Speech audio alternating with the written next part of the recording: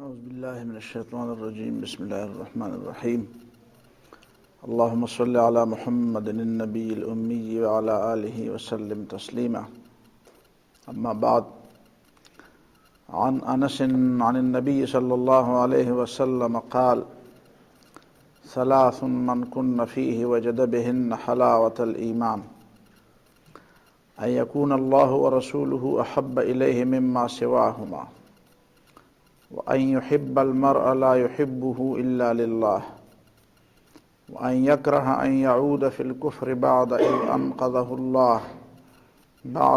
أنقذه الله منه كما يكره أن يقذف في النار رواه البخاري ومسلم وعن أبي هريرة عن النبي صلى الله عليه وسلم قال سبعة يظلهم الله في ظله يوم لا ظل إلا ظله إمام عادل وشاب نشأ في عبادة الله ورجل قلبه معلق في المساجد ورجلان تحابا في الله اجتمعا عليه وتفرقا عليه ورجل دعته امرأة ذات منصب وجمال فقال إني أخاف الله ورجل تصدق بصدقة فأخفاها حتى لا تعلم شماله ما تنفق يمينه ورجل ذكر الله خاليا ففاضت عيناه رواه مسلم وعن أبي هريرة قال قال رسول الله صلى الله عليه وسلم والذي نفسي بيده لا تدخل الجنة حتى تؤمنوا ولا تؤمنوا حتى تحابوا ألا أدلكم على شيء إذا فعلتموه تحاببتم أفشوا السلام بينكم وعن أبي هريرة عن النبي صلى الله عليه وسلم أن رجلا زار أخا له في قرية أخرى فأرصد الله على مدرجته ملكا فلما أتى عليه قال أين تريد؟ قال أريد أخا لي في هذه القرية قال هل لك عليه من نعمة تربها؟ قال لا غير أني أحببته في الله قال فإني رسول الله إليك بأن الله قد أحبك كما أحببته فيه۔ یہ چند احادیث آج میں آپ کے سامنے رکھوں گا۔ ان احادیث میں کئی موضوعات بیان ہوئے ہیں، لیکن ایک موضوع ان میں مشترک ہے، وہ ہے الحب فی اللہ، اللہ کی رضا کے لیے ایک دوسرے سے محبت اور تعلق۔ مومنوں کا آپس میں ایک دوسرے کے ساتھ محبت کا تعلق اس لیے ضروری ہے کہ مومن عقیدہ، عمل اور کردار میں ایک ملت ہیں، ان کو ایک لڑی میں پرویا گیا ہے، ایک مقصد کے لیے ان کو اٹھایا گیا ہے۔ ان کی تخلیق کا ایک خاص مقصد ہے۔ ایک مقصد تخلیق انسان کا ہے، وہ تو مشترک ہے، وَمَا خَلَقْتُ الْجِنَّ وَالْإِنسَ إِلَّا لِيَعْبُدُونَ، وہ تو انسانوں کی تخلیق کا مقصد ہے۔ ایک مقصد اس امت کا الگ ہے، وہ اس میں سے تھوڑی سی ایک تقدیم ہے، اس میں تھوڑی سی ایک ترقی ہے۔ کنتم خیر امت اخرجت للناس، سب سے بہتر امت تمہیں بنایا گیا ہے، اور تمہیں اسی لیے مقرر کیا گیا ہے تاکہ تم لوگوں کی امامت کرو، لوگوں کی قیادت کرو۔ پوری دنیا کی امامت و قیادت کے لیے آپ کو چنا گیا ہے۔ ظاہر ہے اتنا بڑا منصب اور اتنا بڑا مقام جب پوری امت کو بحیثیت مجموعی دیا گیا ہو، وہ آپس میں مضبوط ربط، مضبوط تعلق، بے لوث محبت کے بغیر وہ مقصد حاصل نہیں ہو سکتا۔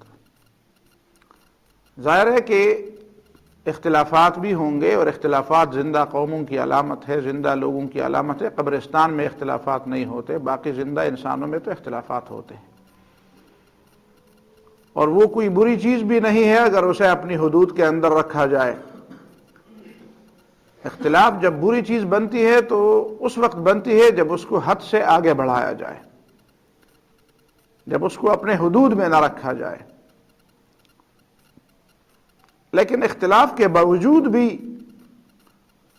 اگر نیت صاف ہو، اگر تعلیم اور تربیت درست طریقے سے ہوئی ہو، تو اس کے باوجود کہ دو شخص یا دو گروہ یا کئی قسم کے لوگ، کئی لوگ آپس میں ایک مسئلے میں اختلاف بھی کرتے ہوں، تب بھی ان کی آپس کی محبت اس اختلاف کی وجہ سے نہیں کٹتی۔ یہ بات غلط ہے کہ جب کسی مسئلے کے اندر اختلاف پیدا ہو جائے تو لازماً یہ مسئلے کا اختلاف یا رائے کا اختلاف یہ محبت کے انقطاع کا سبب بنے۔ اگر محبت اللہ کی رضا کے لیے ہے، اگر محبت اللہ کے دین کی وجہ سے ہے، اگر محبت کی بنیاد اللہ تعالیٰ کی پسند و ناپسند ہے، اگر محبت کی بنیاد اللہ تعالیٰ کی دین کی خدمت ہے اور اسی پر عقیدہ ہے، تو سوال پیدا نہیں ہوتا کہ اختلاف اس محبت کو کاٹ دے۔ اگر اختلاف رائے اس محبت کو کاٹتا ہے اور اس میں سے کوئی دراڑیں پیدا کرتا ہے تو اس کا معنی یہی ہے کہ یہ محبت پھر کسی اور جذبے کے تحت ہے۔ اس مسئلے پر آپ جتنا سوچیں گے، میں نے ایک لائن دے دیا، آپ کو پتہ چلے گا کہ اس محبت کی بنیاد اللہ تعالیٰ کی بندگی ہے۔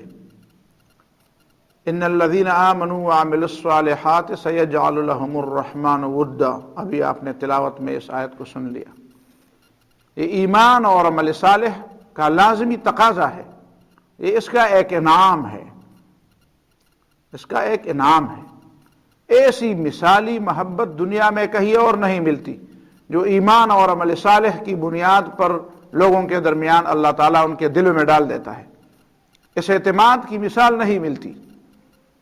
دنیا میں آپ دیکھتے ہیں کتنے نظریات پھیلے ہوئے ہیں، کتنے افکار پھیلے ہوئے ہیں،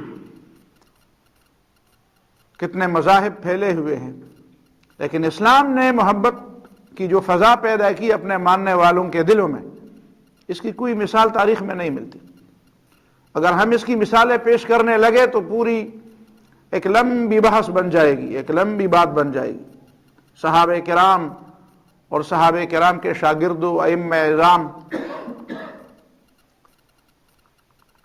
یہ جو مسلکی اختلافات ہیں، اس میں بھی جن لوگوں نے دین کو خالص اللہ کے لیے سیکھا تھا اور اب بھی یہ سیکھ رہے ہیں، وہ بھی ان اختلافات کو اپنے حدود کے اندر رکھ کر وہ آپس کی محبت کا اضافہ تو اس کے اسباب تو اس میں سے تلاش کرتے ہیں، لیکن اختلاف رائے ان کی آپس کی محبت کو توڑ نہیں سکتا۔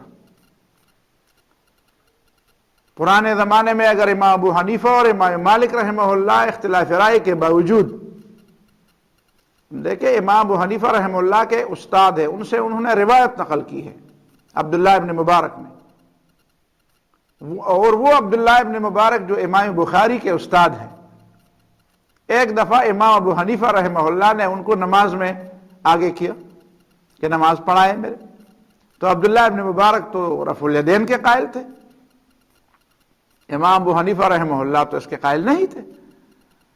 تو عبداللہ ابن مبارک نے نماز میں رفع الیدین کی، تو امام ابو حنیفہ جب سلام پھیر گئے تو امام ابو حنیفہ نے کہا، عبداللہ میں سمجھ رہا تھا کہ اڑ رہے ہو، جس طرح ایک پرندہ اپنے بالوں اور پروں کو ہلا ہلا کر اڑنا چاہتا ہے، کہتے ہیں تم اپنے پروں کو اس طرح ہلا رہے تھے، میں نے سمجھا اڑ رہے ہو۔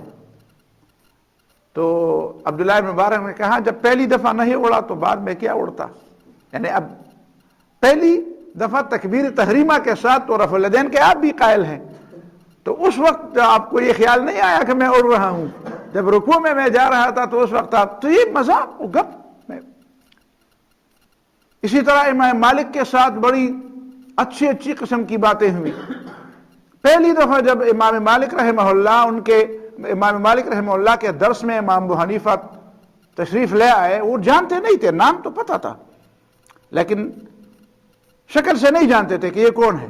ایک نوارد آیا درس کے اندر، ظاہر ہے کہ نوارد آتا ہے تو مدرس کا بھی خیال ہوتا ہے کہ کون ہوگا، کہاں سے آیا ہوگا۔ تو امام مالک نے دیکھا تو صحیح، وہ بیٹھ گئے۔ تو کچھ دیر بعد جب درس کا وقفہ ہوا تو امام مالک رحمہ اللہ نے شرکاء سے کہا کہ کوئی ہے جو تلاوت کر لے، تھوڑی سی تلاوت کر لے۔ مجلسوں میں تلاوت کرنا یہ تربیت کے لیے، سمجھ کے لیے، اپنے ذہن کی اصلاح کے لیے مختلف قراء سے اس طرح کی فرمائشیں کرنا یہ بہت ضروری ہے۔ میری خواہش ہے کہ کئی ایسی کوئی مجلس بن جائے جس میں ہم 2 4 3 قراء کو لے آئیں اور صرف وہ 2 2 4 4 رکوع تلاوت کر لیں، اور ان تلاوت کو ہم سوچ سمجھ کے ہم اس کو سنیں۔ اس سے دل کے اندر ایک جلا پیدا ہوتی ہے، دل کے زنگ دور ہوتے ہیں۔ تو امام مالک نے فرمائش کی تو امام ابو حنیفہ فوراً کھڑے ہوئے کہ میں کر لوں تلاوت۔ تو امام مالک ہاں تم کر لو۔ اس سے پہلے جب وہ ابھی بیٹھ رہے تھے تو امام مالک نے اس سے اتنا پوچھا کہاں سے آئے ہو، اتنا پوچھا۔ تو امام ابو حنیفہ نے جواب دیا کہ کوفہ سے۔ تو امام مالک نے آہستہ سے کہا الکوفی لا یوفی، کوفے والے بے وفا ہیں۔ تو امام ابو حنیفہ رحمہ اللہ کچھ کہے بغیر بیٹھ گئے۔ پھر جب انہوں نے تلاوت کی فرمائش کی تو امام ابو حنیفہ نے کہا میں تلاوت کر لوں؟ تم کر لو۔ تو امام ابو حنیفہ شروع ہوئے بسم اللہ الرحمن الرحیم براءۃ من اللہ ورسولہ الی الذین عاہدتم من المشرکین، سورہ برات، سورہ توبہ کی تلاوت کی۔ سورہ توبہ میں جاتے جاتے اس جگہ پہ پہنچے جہاں پہ قرآن نے فرمایا وَمِمَّنْ حَوْلَكُمْ مِنَ الْأَعْرَابِ مُنَافِقُونَ، مدینہ منورے کے ارد گرد منافق ہیں۔ وَمِنْ أَهْلِ الْمَدِينَةِ، اور مدینے والوں میں بھی منافق ہیں، اور ایسے منافق ہیں مردو علی النفاق، جو بڑے سرکش منافق ہیں۔ لا تعلمہم، تم ان کو نہیں جانتے ہو، اللہ یعلمہم، سنعذبہم مرتین، ہم ان کو ڈبل سزا دیں گے، دگنی سزا دیں گے۔ بس یہاں تک تلاوت کر کے چپ ہوئے، بیٹھ گئے، چپ ہوئے۔ تو امام مالک نے فرمایا اور کر لو۔ تو وہ پھر ابتدا سے شروع ہوئے، پھر براءۃ من اللہ ورسولہ سے شروع ہوئے، پھر وَمِمَّنْ حَوْلَكُمْ مِنَ الْأَعْرَابِ مُنَافِقُونَ وَمِنْ أَهْلِ الْمَدِينَةِ مَرَدُوا عَلَى النِّفَاقِ۔ تو امام مالک سمجھ گئے کہ وہ میری بات کا جواب دے رہے ہیں کہ میں نے کہا تھا کہ الکوفی لا یوفی، کوفے والے بے وفا ہے۔ اب یہ کہہ رہے ہیں قرآن کی زبان میں مجھے کہ مدینے والے منافق ہیں۔ تو امام مالک نے فرمایا بیٹھ جائیں، بیٹھ جائیں، کوفے کے سارے لوگ بے وفا بھی نہیں ہیں اور مدینے کے سارے لوگ منافق بھی نہیں۔ امام ابو حنیفہ نے فرمایا میں بھی یہی کہنا چاہتا تھا، میں یہی کہنا چاہتا۔ محبت اس سے گھٹتی نہیں ہے، محبت اس سے بڑھتی، اور پھر 6 سال تک وہ ایک دوسرے کے ہاتھ میں ہاتھ ڈالے مدینے کی گلیوں میں گھوم رہے ہیں۔ ہمارے قریبی دور میں، بالکل قریبی دور میں، زیادہ سے زیادہ 40-50 سال پہلے کی بات ہے کہ لاہور میں مولانا احمد علی لاہوری رہتے تھے رحمہ اللہ۔ وہ ہمارے استاد مولانا عنایت الرحمن رحمہ اللہ کے استاد تھے قرآن کے، اور باقی دوسرے لوگوں کے بھی استاد تھے۔ مولانا غلام اللہ خان رحمہ اللہ کے بھی استاد تھے، قرآن کے بہت بڑے عالم تھے۔ اس زمانے میں لاہور ہی میں مولانا داود غزنوی رحمہ اللہ ایک عالم دین رہتے تھے جو اہل حدیث تھے۔ تو ایک دفعہ مولانا داود غزنوی رحمہ اللہ نے مولانا احمد علی رحمہ اللہ کو پیغام بھیجا کہ میں آپ کے ہاں آ رہا ہوں، کچھ گپ شپ کر لیں گے۔ تو انہوں نے کہا جی ہم تو بڑے انتظار کریں گے آپ کے، بڑی خوشی ہوگی ہمیں کہ آپ آ جائیں، ایک حنفی ہے ایک اہل حدیث ہے۔ اب یہ ہوا کہ مولانا احمد علی لاہوری نے اپنے شاگردوں سے کہا کہ آپ کو پتہ ہے مولانا داود غزنوی اہل حدیث ہیں، وہ نماز میں رفع الیدین بھی کرتے ہیں، وہ آمین بھی جہر سے پڑھتے ہیں، لہذا وہ ہمارے مہمان ہیں۔ آج آپ نے ان کی خاطر، اگرچہ آپ کی رائے یہ ہے کہ راجح یہی ہے کہ رفع الیدین نہ کیے جائیں، اور راجح یہی ہے کہ آمین کو آہستہ پڑھی جائے، لیکن آپ ان کی خاطر آج آمین بھی زور سے پڑھیں گے اور رفع الیدین بھی کریں گے، اس لیے کہ ہمارے مہمان اہل حدیث ہیں۔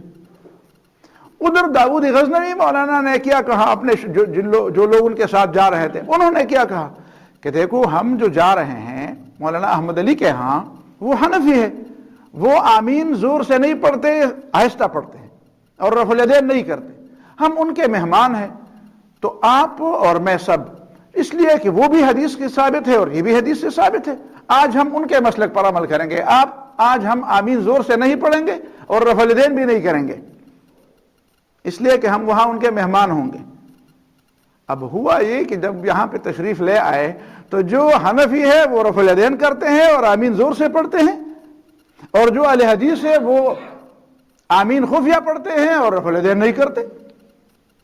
اس سے ان کی محبت میں اور آپس میں تعلق کی جو فضا پیدا ہوئی آپ اندازہ کر سکتے ہیں۔ لیکن اگر ایک بھی رسی کی ایک طرف کو زور دے کہ نہیں میرے والا جو ہے یہ حق ہے اور تیری والی ساری رائے اور ساری باتیں غلط ہیں، تو یہ تو ہماری غلطیاں ہیں جو اسلام کے سر تھوپی جا رہی ہیں، اور پھر لوگ اس کو اسلام کی نعوذ باللہ اس کے منفی پہلو میں اس کو ڈالتے ہیں۔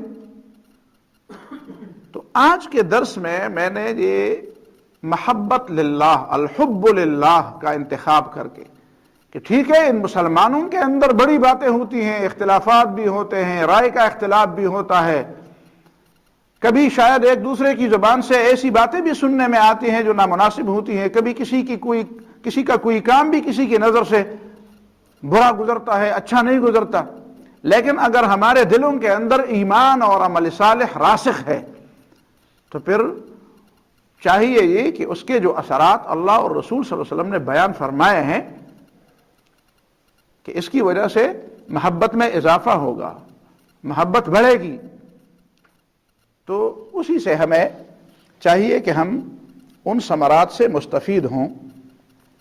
ان احادیث میں اگرچہ بعض دوسرے موضوعات بھی بیان ہوئے ہیں، وہ انشاءاللہ بعد میں کسی موقع پر اس کی تفصیل بیان ہوگی، میں اس پہ سرسری گزروں گا اور جو اس موضوع سے متعلق احادیث ہیں وہ آپ کے سامنے میں رکھوں گا۔ حضرت انس رضی اللہ تعالیٰ عنہ نبی صلی اللہ علیہ وسلم سے روایت کرتے ہوئے بتاتے ہیں کہ رسول اللہ صلی اللہ علیہ وسلم نے فرمایا ثلاث من کن فیہ وجد بہن حلاوت الایمان، تین باتیں جس کے اندر ہوں وہ ان تین باتوں کی وجہ سے ایمان کی مٹھاس اور ایمان کی حلاوت کو محسوس کر لے گا۔ ایمان کی حلاوت اور مٹھاس، ایک تو ہم لوگوں کا ایمان ہے کہ ہمیں نہیں معلوم ہوتا کہ ایمان کی مٹھاس کیا چیز ہوتی ہے، بس ٹھیک ہے ایک روایت ہے، جس طرح ہم پختون ہیں اسی طرح ہم مسلمان بھی ہیں، جس طرح ہم ایک نسل میں چلے آ رہے ہیں اسی طرح ہم مسلمان بھی ہیں، اسی طرح ہمیں اس میں کوئی لذت محسوس نہیں ہوتی۔ ایمان الگ چیز ہے اور ایمان کی مٹھاس الگ چیز ہے۔ ایمان میں اگر ہم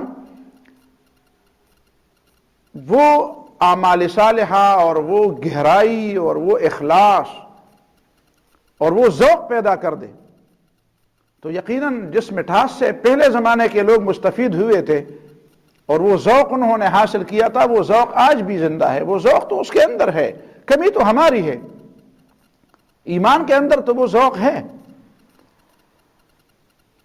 ان یکون اللہ ورسولہ احب الیہ مما سواہما، پہلی بات تو یہ ہے کہ اللہ اور رسول اسے تمام ما سوا اللہ اور ما سوا الرسول سے زیادہ محبوب ہوں۔ اللہ اور رسول کی محبت تو ساری محبتوں پر غالب ہے۔ وَأَن يُحِبَّ الْمَرْءَ لَا يُحِبُّهُ إِلَّا لِلَّهِ، اور کسی شخص سے جو محبت ہو وہ بھی اللہ ہی کے لیے ہو، کسی مفاد کے لیے، کسی غرض کے لیے، کسی دنیاوی مقصد کے لیے نہ ہو۔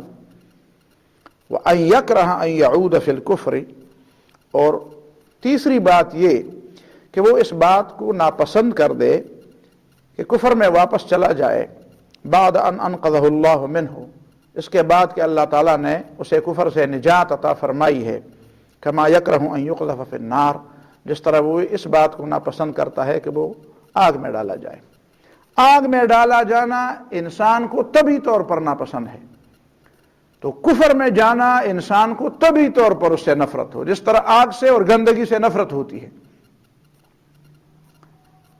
اب کفر سے نفرت انسان کی طبیعت بن جائے، ظاہر ہے کہ ایسا مقام آدمی کو حاصل ہو جائے تو وہ ایمان کی مٹھاس کو محسوس کر لے گا۔ اس حدیث کی پوری تشریح کسی اور وقت میں انشاءاللہ کر لیں گے۔ دوسری روایت عن ابی ہریرہ عن النبی صلی اللہ علیہ وسلم، اس میں ان یحب المرء لا یحبہ الا للہ کے لیے پیش کی۔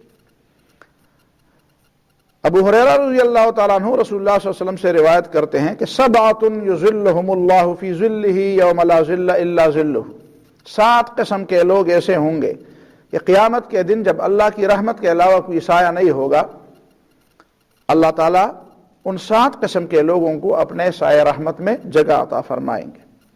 امام عادل، وہ لیڈر، وہ مسلمانوں کا حکمران جو عدل کرنے والا ہو، ظلم کرنے والا نہ ہو۔ امام سے مراد یہاں پہ قومی لیڈر ہے، قوم کا حکمران ہے۔ اس سے مراد مسجد میں نماز پڑھانے والا امام نہیں ہے، اس لیے وہ بیچارہ کیا ظلم کر سکے گا، وہ عدل کیا کر سکے گا، ظلم کیا کر سکے گا، اس کے پاس اختیارات کیا ہے۔ عربی زبان میں قرآن اور سنت میں جب امام کا ذکر آتا ہے اس سے مطلب لیڈر ہوتا ہے، قائد ہوتا ہے۔ وَشَابٌ نَشَأَ فِي عِبَادَةِ اللَّهِ، اور وہ جوان جس کی نشو و نما اللہ تعالیٰ کی بندگی کرتے گزر جاتی ہے۔ وَرَجُلٌ قَلْبُهُ مُعَلَّقٌ فِي الْمَسَاجِدِ، اور وہ شخص جس کا دل مسجدوں کے ساتھ جڑا ہوا ہو۔ وَرَجُلَانِ تَحَابَّا فِي اللَّهِ اجْتَمَعَا عَلَيْهِ وَتَفَرَّقَا عَلَيْهِ، اور وہ 2 شخص جو آپس میں اللہ کی محبت کی وجہ سے اکٹھے ہوتے ہیں اور آپس میں اللہ کی محبت کی وجہ سے ایک دوسرے سے الگ ہوتے ہیں پھر بھی وہ محبت قائم ہوتی ہے۔ وَرَجُلٌ دَعَتْهُ امْرَأَةٌ ذَاتُ مَنْصَبٍ وَجَمَالٍ، اور ایسا شخص جو انتہائی پاک دامن ہو، جسے موقع ملے اور ایک گناہ بہترین شکل میں اس کو دعوت دے، لیکن فقال انی اخاف اللہ، وہ اللہ کا خوف اپنے لیے ڈھال بنا دے اور اللہ کا خوف کا عقیدہ رکھ کر وہ یہ کہے کہ میں تو اللہ سے ڈرتا ہوں۔ وَرَجُلٌ تَصَدَّقَ بِصَدَقَةٍ فَأَخْفَاهَا، اور وہ شخص جو صدقہ کر لے اتنا خفیہ طور پر صدقہ دے دے، حَتَّى لَا تَعْلَمَ شِمَالُهُ مَا تُنْفِقُ يَمِينُهُ، کہ دائیں ہاتھ سے جو کچھ وہ دیتا ہے وہ بائیں ہاتھ کو خبر نہیں ہوتی۔ یعنی بائیں ہاتھ کو خبر ہوتی ہے تو کیا ہوگا؟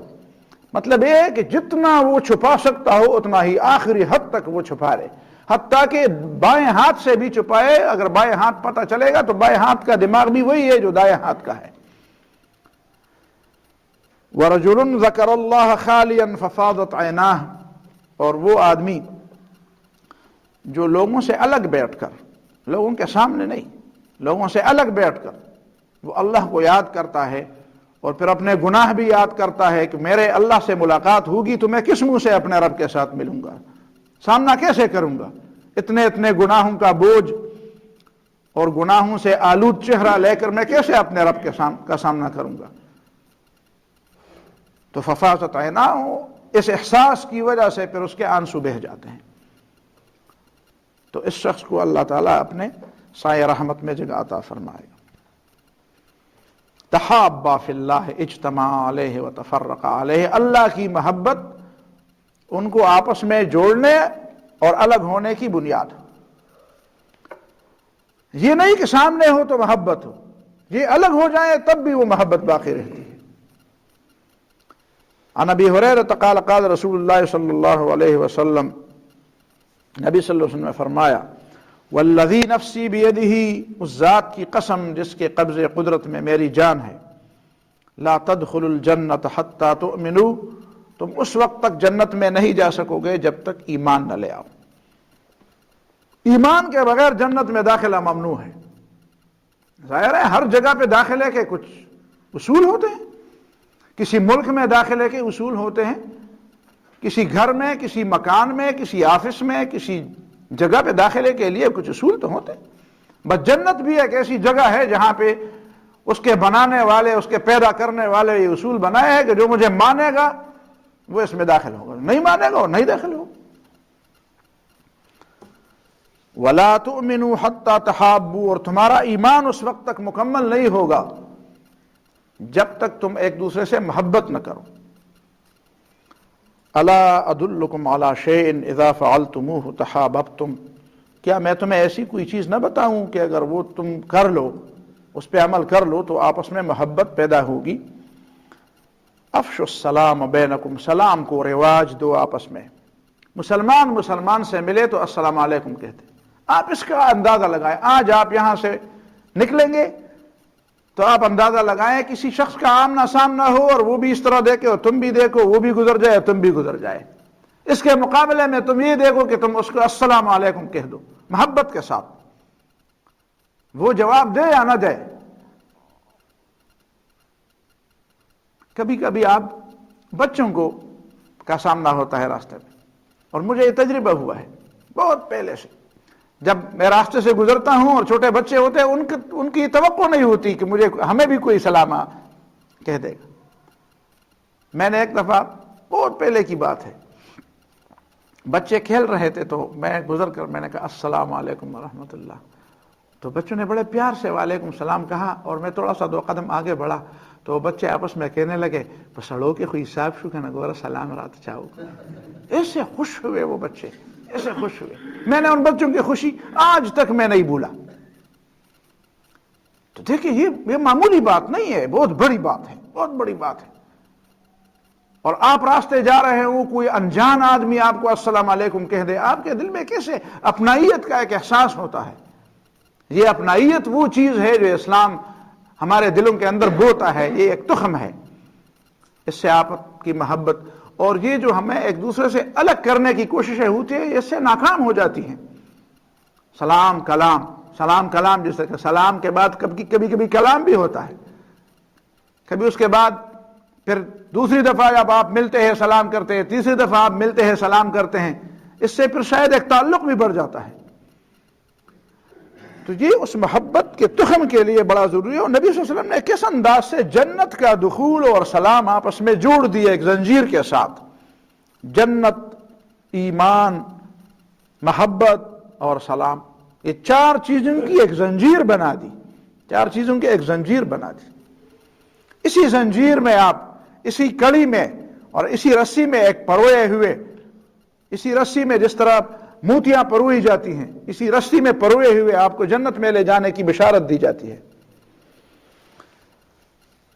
عن ابی ہریرہ عن النبی صلی اللہ علیہ وسلم ان رجلا زار اخا له فی قریۃ اخری.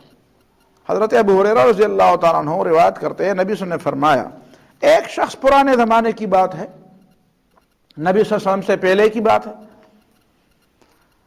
ان رجلا زار اخا له فی قریۃ اخری، ایک شخص دوسرے دوست کی ملاقات کے لیے، اخا له فی الدین، ایک دینی بھائی سے ملاقات کے لیے جو دوسرے گاؤں میں رہتا تھا، کسی دوسرے قصبے میں رہتا تھا، اس کے ملاقات کے لیے، اس کی ملاقات کے لیے یہ جا رہا ہے، راستے پیدل جا رہا ہے.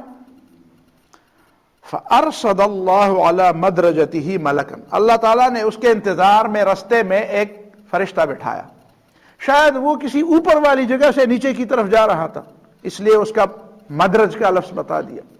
ویسے مدرج راستے کو بھی کہتے ہیں.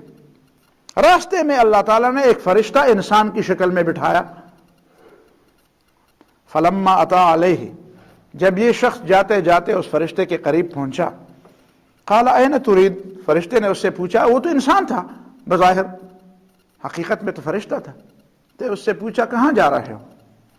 قال اريد اخا لي في هذه القريه، میرا ایک بھائی مسلمان اس فلان گاؤں میں رہتا ہے، میں اس کی ملاقات کے لیے جا رہا ہوں. قال هل لك عليه نعمه تربها، کیا تمہاری کوئی نعمت، تمہارا کوئی احسان ہے اس کے اوپر، تم اس احسان میں کچھ اضافہ چاہتے ہو تاکہ تجھے اس کا کوئی فائدہ ملے، تمہارا اور آپس کا کوئی لینے دینے کا کوئی تعلق ہے، کوئی ایک دوسرے کے ساتھ لین دین کا کوئی تعلق ہے، کوئی احسان ہے تمہارا اس کے اوپر کہ تم جاتے ہوئے اس کو مزید اس کی تربیت کرتے، اس کو نشوونما دیتا ہو تاکہ تجھے اس کا پھل ملے؟ قال لا، اس نے کہا ایسی کوئی بات تو نہیں ہے، غیر انی احببتہ فی اللہ تعالی، بس مجھے اس سے محبت ہے اللہ کی رضا کے لیے، اللہ تعالیٰ کی وجہ سے، اللہ تعالیٰ کی رضا کی وجہ سے مجھے اس سے محبت ہے، دین کی وجہ سے مجھے اس سے محبت ہے.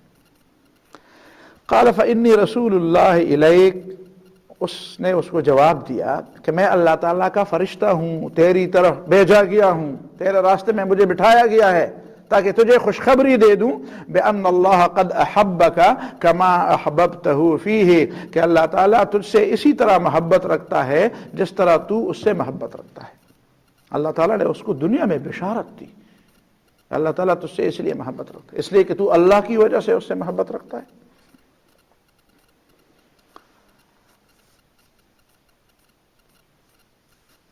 حضرت علی رضی اللہ تعالیٰ عنہ کی روایت ہے ابو داود میں، ان رجلا قال للنبی صلی اللہ علیہ وسلم، ایک شخص نے نبی صلی اللہ علیہ وسلم سے پوچھا، الرجل يحب القوم ولا يستطيع ان يعمل بعملهم، ایک شخص کچھ لوگوں سے محبت کرتا ہے کہ یہ اچھے لوگ ہیں، اچھا کام کر رہے ہیں، نیکی کا کام کر رہے ہیں، دین کا کام کر رہے ہیں، مجھے ان لوگوں سے محبت ہے، لیکن لا يستطيع ان يعمل بهم، مجھے میرے بس میں نہیں ہے کہ میں وہ کچھ کر لوں جو وہ کرتے ہیں۔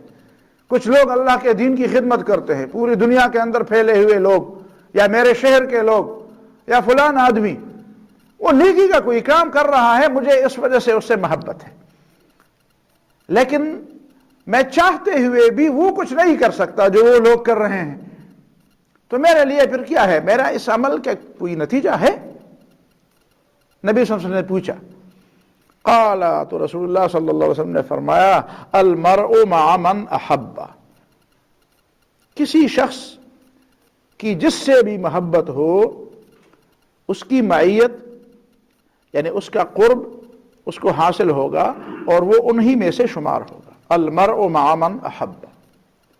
اور دوسری روایت میں ہے قیامت کے دن اس کو ان لوگوں کے صف میں اٹھایا جائے گا جس سے ان کی محبت تھی، قیامت کے دن ان کو ان کی صف میں اٹھایا جائے گا جن لوگوں سے اس کی محبت تھی، المرء مع من احب، ایک شخص ان لوگوں سے حساب کیا جائے گا اللہ کے نزدیک، اللہ تعالیٰ کے نزدیک ایک شخص اس گروہ میں سے حساب ہوگا جس گروہ کے ساتھ جس عمل والوں کے ساتھ اس کی محبت ہوگی۔ عن انس بن مالک قال رأيت اصحاب رسول اللہ صلی اللہ علیہ وسلم، یہ بھی ابو داود کی روایت ہے، انس بن مالک کہتے ہیں میں نے نبی صلی اللہ علیہ وسلم کے صحابہ کو دیکھا، فرحوا بشيء لم ارهم فرحوا بشيء اشد منه، ایک بات پر اتنے خوش ہوئے کہ میں نے ان کو کسی بات پر اتنا خوش ہوئے نہیں دیکھا کبھی، ایک بات پر اتنے خوش ہوئے کہ میں نے کبھی نہیں دیکھا کہ کسی بات پر وہ اتنے خوش ہوئے ہوں۔ قال رجل، ایک شخص نے کہا، یا رسول اللہ، اے اللہ کے رسول صلی اللہ علیہ وسلم، الرجل يحب الرجل على العمل من الخير، ایک مومن دوسرے مومن کو دیکھتا ہے کہ وہ نیکی کا کوئی کام کرتا ہے، يعمل به ولا يعمل بمثله، یہ اس سے اس عمل کی وجہ سے محبت کرتا ہے لیکن یہ اس جیسا عمل نہیں کر سکتا۔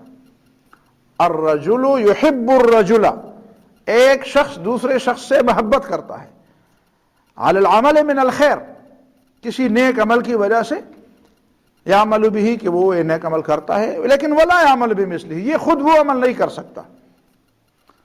فقال رسول اللہ صلی اللہ علیہ وسلم، نبی صلی اللہ علیہ وسلم نے اس کے جواب میں فرمایا، المرء مع من احب، ایک شخص ان لوگوں کے ساتھ ہوگا، حساب ہوگا جس سے اس کی محبت ہوتی ہے۔ تو اسی بات پر جو صحابہ کرام خوش ہوئے کہ اچھا ہم میں سے کمزور بھی ہیں، بڑے عمل کرنے والے بھی ہیں، کم ہمت بھی ہے، عالی ہمت بھی ہے، جس کے پاس کچھ ہے جس کے پاس کچھ نہیں، کئی قسم کے لوگ ہوتے ہیں ایک معاشرے کے اندر،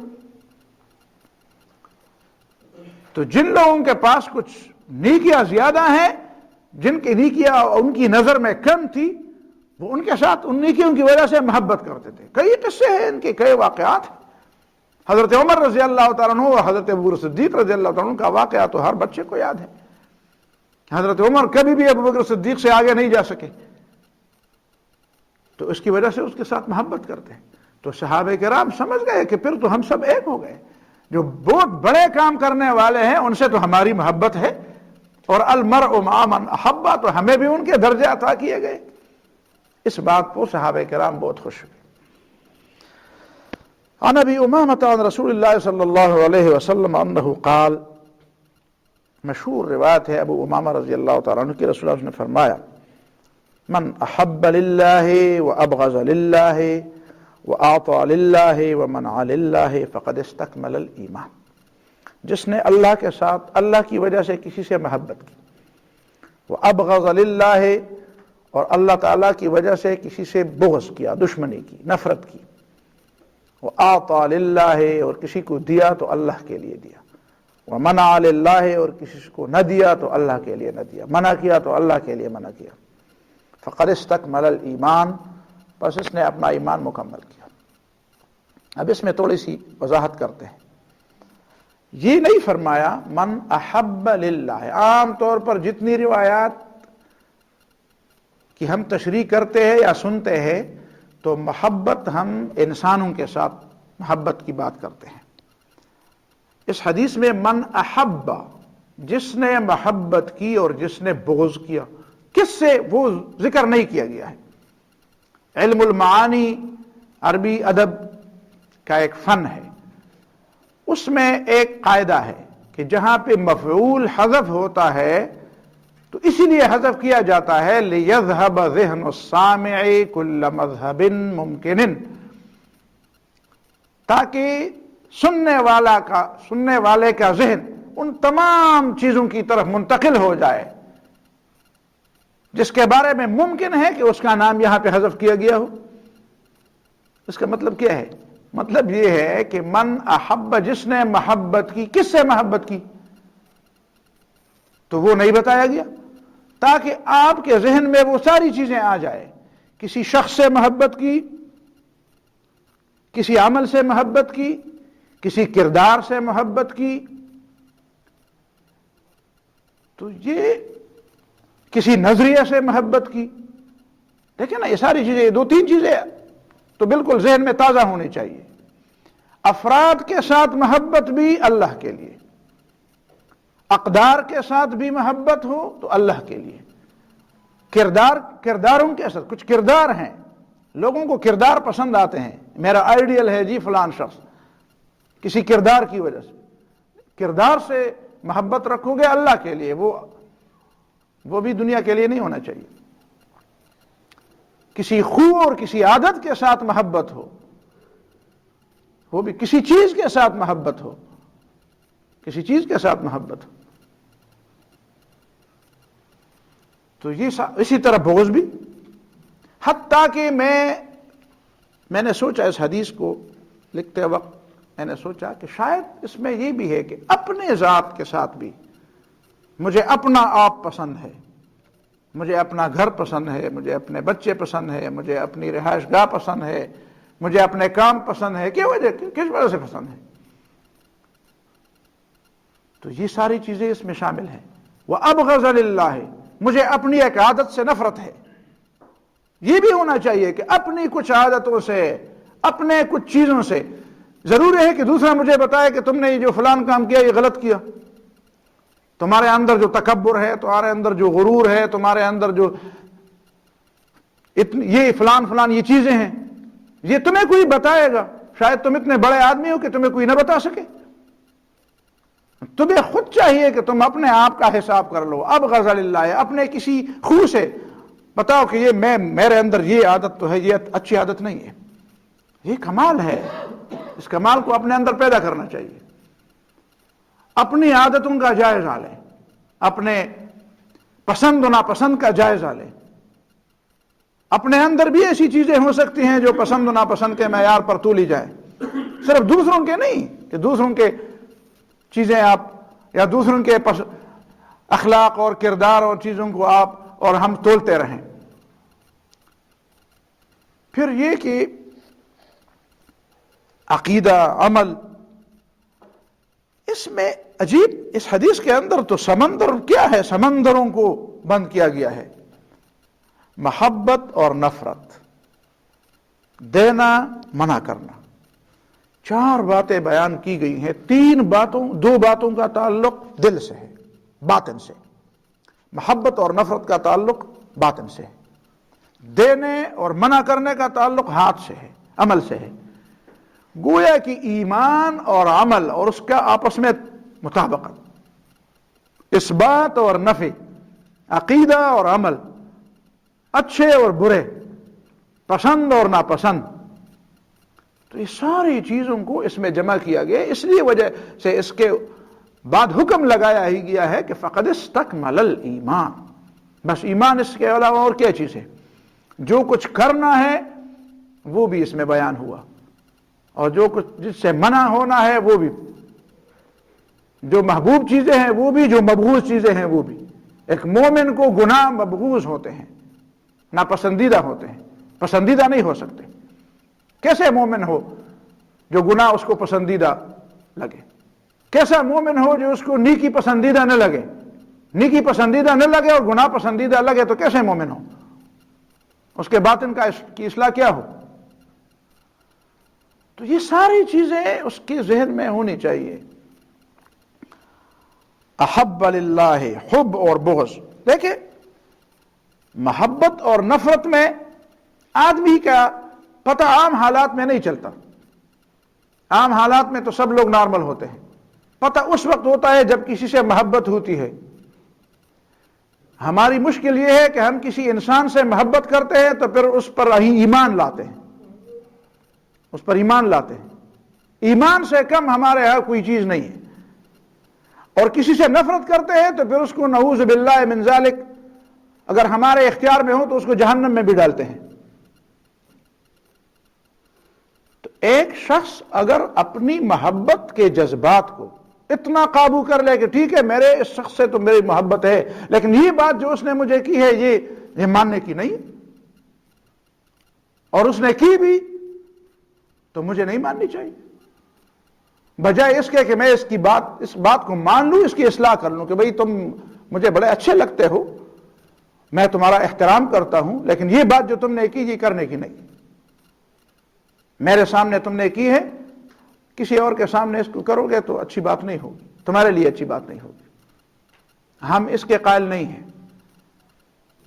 ہم اس کے قائل نہیں ہیں کہ جس سے نفرت کی جائے. کیوں کی جائے نفرت؟ پہلے تو کرتے کیوں ہیں؟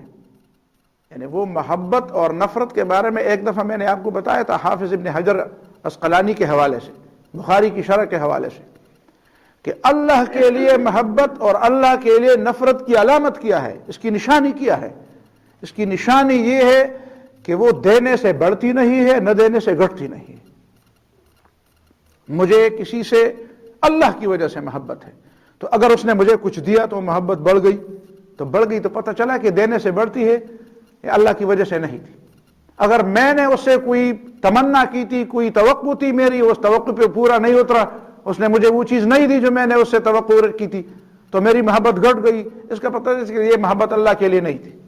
یہ اس چیز کے دینے نہ دینے سے جو گھٹتی بڑھتی ہے وہ محبت کے لیے نہیں تھی. جس سے میں نے نفرت کی تھی اس نے مجھے کوئی چیز دے دی اور نفرت محبت میں بدل گئی، پتہ چلا کہ یہ نفرت اللہ کی وجہ سے نہیں تھی. تو یہ چیزیں ہیں، ان چیزوں کو توجہ. تو پھر اس میں اعتدال.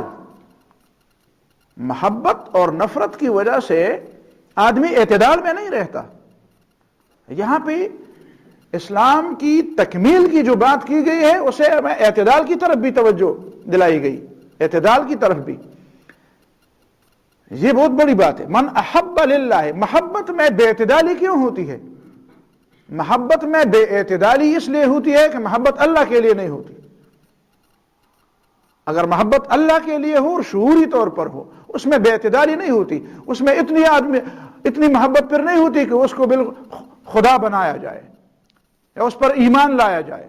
استادوں سے محبت ہوتی ہے، شاگردوں سے ہوتی ہے، بھائیوں سے ہوتی ہے، دوستوں سے ہوتی ہے، بچوں سے ہوتی ہے، زوجین کی آپس میں ہوتی ہے، دوسرے جو متعلق لوگ ہوتے ہیں ان کے آپس میں محبت.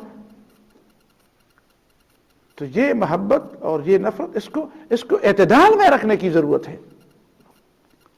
یہ اگر اللہ کے لیے یہ چیز ہو تو یہ پھر اعتدال پہ آتی ہے، اور اگر یہ اعتدال پہ نہ رہے تو اس کا معنی یہ ہے کہ یہ محبت اللہ کے لیے نہیں تھی. لوگوں نے اللہ کے نبیوں سے محبت کی ہے لیکن وہ نبی کی وجہ سے نہیں کی تو اعتدال پر نہیں رہے. عیسائیوں نے عیسیٰ علیہ السلام سے محبت کی، اگر وہ پیغمبر ہونے کی وجہ سے محبت کرتے تو وہ اعتدال پہ ہوتے، تو پھر اس کو خدا کا بیٹا کیسے بناتے؟ یہودیوں نے عیسیٰ علیہ السلام سے نفرت کی، اگر نفرت کی کوئی وجہ ہوتی تو وہ اعتدال پر ہوتے۔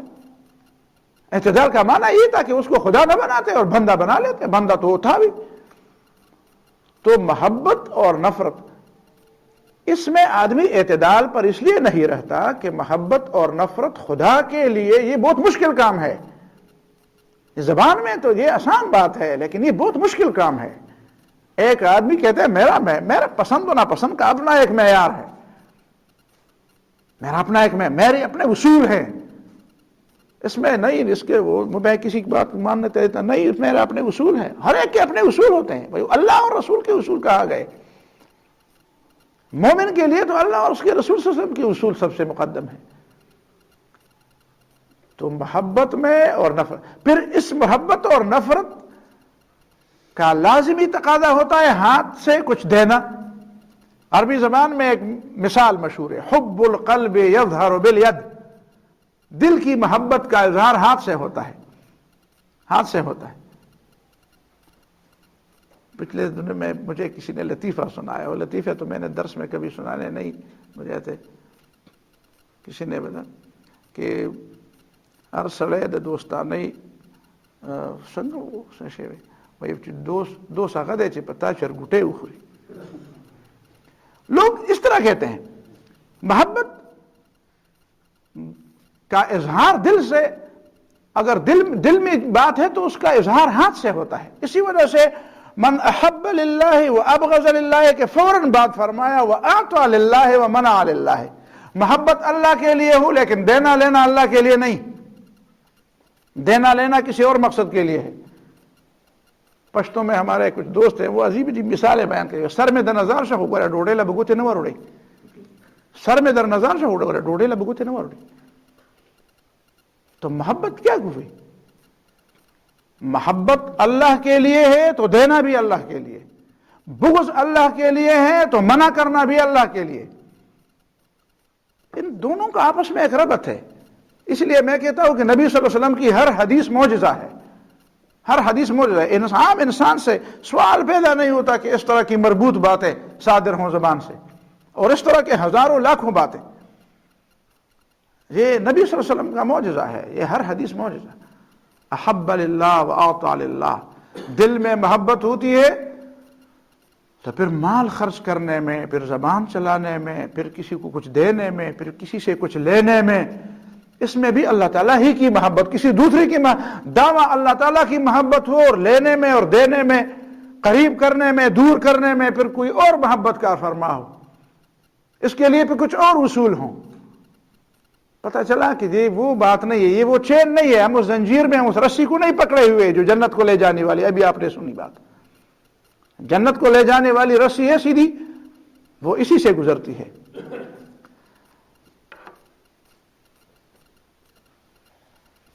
تو اعتدال محبت میں اسی طرح سے پیدا ہوگی۔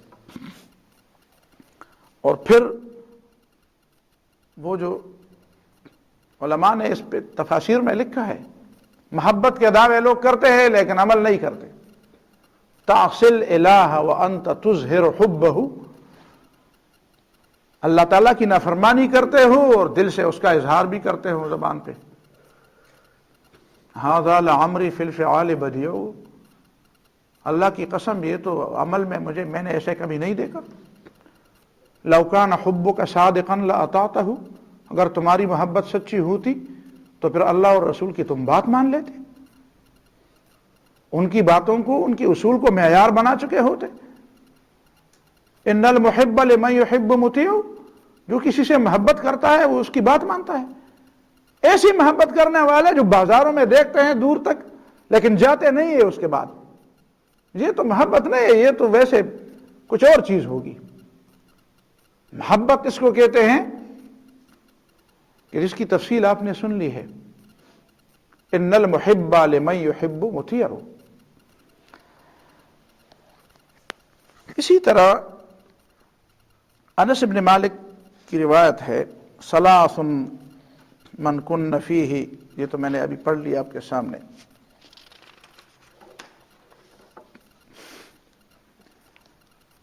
صفوان ابن عسال کی روایت ہے، جاء اعرابی جہوری الصوت، ایک دیہاتی آدمی نبی صلی اللہ علیہ وسلم کے پاس آیا جس کی آواز بہت بڑی بھاری تھی.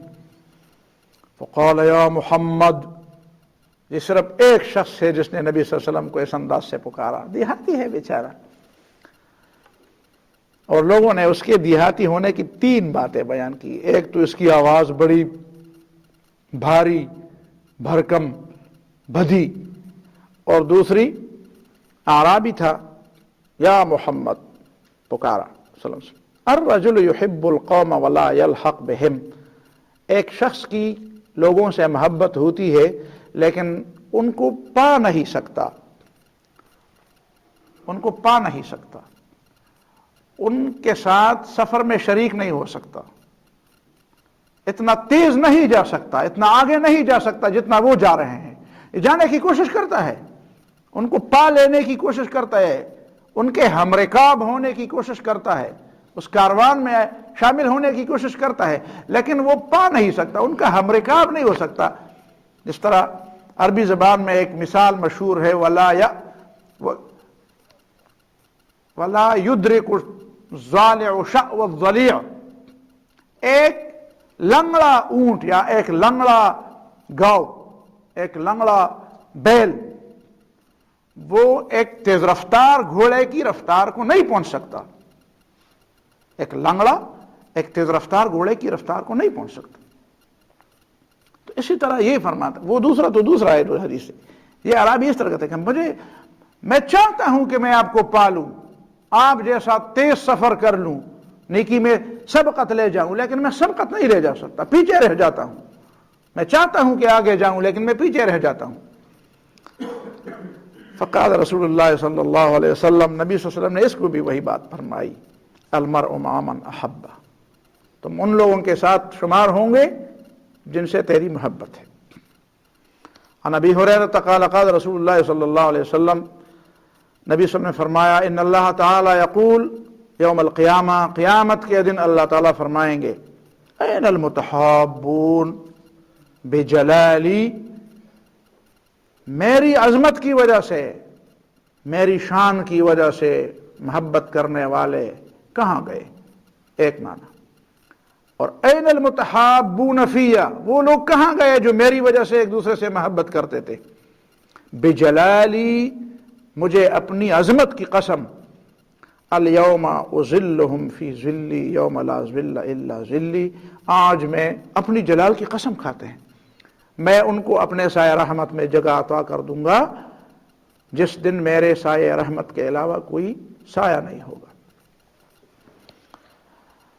اور دوسری روایت میں ہے، معاذ بن جبل کہتے ہیں کہ میں نے رسول اللہ صلی اللہ علیہ وسلم سے سنا، فرماتے تھے، المتحابون فیہ، کہاں ہیں وہ لوگ جو میرے ساتھ، میری وجہ سے لوگ ایک دوسرے سے محبت کرتے تھے. بجلالی، المتحابون فی جلالی، میری عظمت کی وجہ سے لوگوں کی جو آپس میں محبت کرنے والے لوگ ہوں گے، لہم منابر من نور، ان کے لیے نور کے ممبر ہوں گے، نور کے سٹیج ہوں گے، بہت بڑا سٹیج ہوگا سامنے اوپر جگہ پہ. اور یغبطہم النبیون والشہداء، ان کے مقام کو پسند کریں گے. میں یہ معنی کروں گا، یغبطہم النبیون،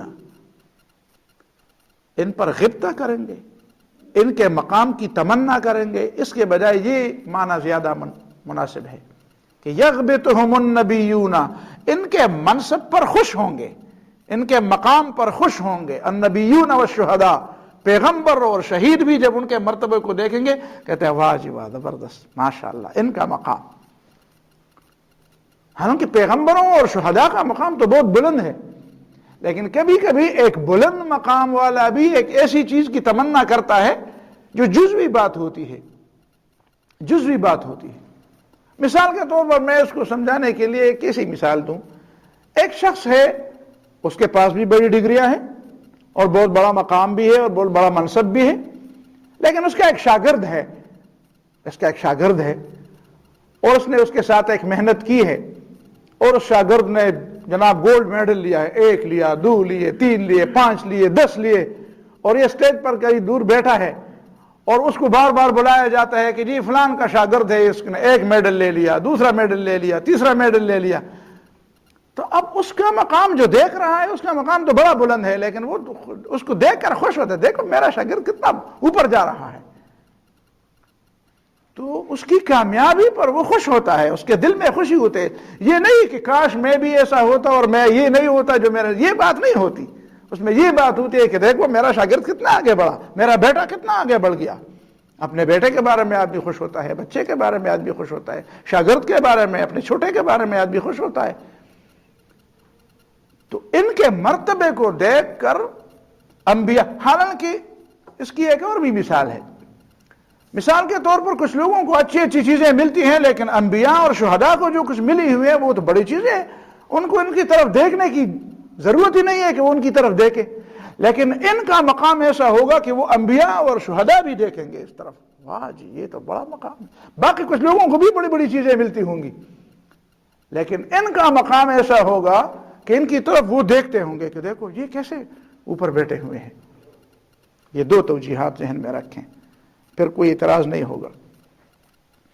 این المتحابون فی جلالی، میری عظمت کی وجہ سے، میری کبریائی کی وجہ سے ایک دوسرے کے ساتھ محبت کرنے والے، اس کو تو آپ سمجھتے ہیں کہ اللہ کی کبریائی کی وجہ سے محبت کا مطلب کیا ہے؟ اللہ کی وجہ سے محبت اور اللہ کی کبریائی کی وجہ سے محبت، یعنی آئیں ملتے ہیں کہ اللہ تعالیٰ کی کبریائی اس دنیا میں قائم ہو، اس وجہ سے ایک دوسرے کے ساتھ محبت رکھتے ہیں، جڑتے ہیں، اسی وجہ سے ایک دوسرے سے ملتے ہیں۔ کاش ہماری زندگی میں ہم دیکھیں اپنے سر کے آنکھوں سے کہ ہماری سرزمین پر اللہ تعالیٰ کی کبریائی کا نظام ہے، ہر جگہ پہ اللہ تعالیٰ کی بڑائی ہے، ہر جگہ پہ اللہ تعالیٰ کی عظمت کے ڈنکے بج رہے ہیں، کسی دوسری کی عظمت کے ڈنکے نہیں بج رہے ہیں، بندے بندے بن گئے ہیں، اور اللہ تعالیٰ کی کبریائی ہر شخص کے سامنے یہ بات ہے، اللہ تعالیٰ ہی، اللہ اکبر کی صدائیں ہر جگہ بلند ہو۔ اسی لیے یغبطہم النبی علی لہم منابر من نور، نور کے ممبر ان کے لیے ہوں گے۔ اذان تو نہیں ہوئی؟ وعن انس رضی اللہ تعالی عنہ ان رجلا کان عند النبی صلی اللہ علیہ وسلم، حضرت انس کی روایت ہے نبی صلی اللہ علیہ وسلم کے پاس ایک شخص تھا، فمر بہ رجل، تو قریب ایک دوسرا آدمی گزرا، فقال یا رسول اللہ، تو اس بیٹھے ہوئے شخص نے کہا اے اللہ کے رسول صلی اللہ علیہ وسلم، انی لاحب ھذا، مجھے اس شخص سے محبت ہے، اللہ کے لیے محبت ہے۔ فقال له النبی صلی اللہ علیہ وسلم، تو نبی صلی اللہ علیہ وسلم نے اس شخص سے کہا اعلمتہ، کیا تم نے اسے بتایا ہے کہ مجھے تجھ سے پیار اور محبت ہے اللہ کے لیے؟ قال اللہ، اس نے کہا میں نے بتایا تو نہیں ہے، بس دل میں اللہ تعالیٰ کی وجہ سے محبت ہے۔ قال اعلمہ، نبی نے فرمایا جا کر اس کو بتاؤ، جا کر اس کو بتاؤ کہ مجھے تجھ سے محبت ہے، اس لیے کہ وہ سمجھے گا کہ اس کی مجھ سے محبت تو ہے، لیکن اس کے ذہن میں یہ بات ہوگی کہ کس وجہ سے محبت ہے، تو جا کر اس کو بتاؤ کہ مجھے تجھ سے محبت ہے اور وہ اللہ کے لیے۔ فلحقہ، تو جا کر اس نے اس کو پا لیا۔ فقال انی احبک فی اللہ، تو اس سے کہا مجھے اللہ کی رضا کے لیے تجھ سے محبت ہے۔ فقال، اس شخص نے اس کے جواب میں کہا احبک الذی احببتنی لہ، میری دعا ہے کہ جس ذات کی وجہ سے تجھے مجھ سے محبت ہے وہ ذات تجھ سے محبت کر لے۔ اس کی دعا، بڑی دعا دی، فوری فائدہ تو اس کا یہ ہوا کہ اس کو ایک ایسی دعا ملی اس کے جواب میں کہ ایک ہے انسان کی انسان سے محبت، ایک ہے اللہ کی انسان سے محبت، تو یہ دعا جو اس کے لیے پوری ہو گئی اور دعا قبول ہوئی، تو پھر اس کے لیے اور کیا چاہیے۔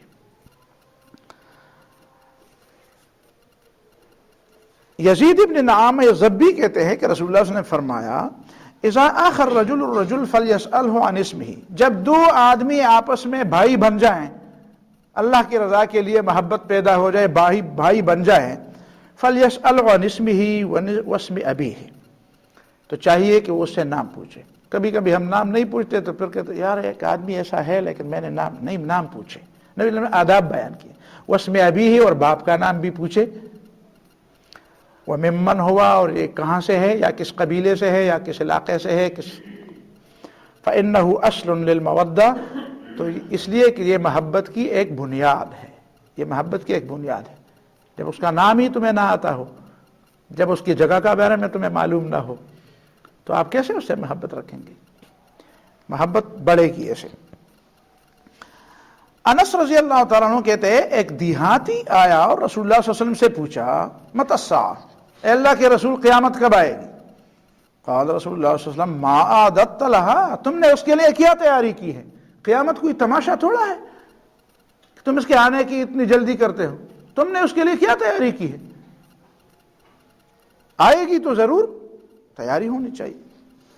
قال حب اللہ ورسولہ، اس نے کہا میں نے کوئی تیاری تو نہیں کی ہے، البتہ اللہ اور اس کے رسول کی محبت ہے دل کے اندر، میں اللہ اور رسول سے محبت کرتا ہوں۔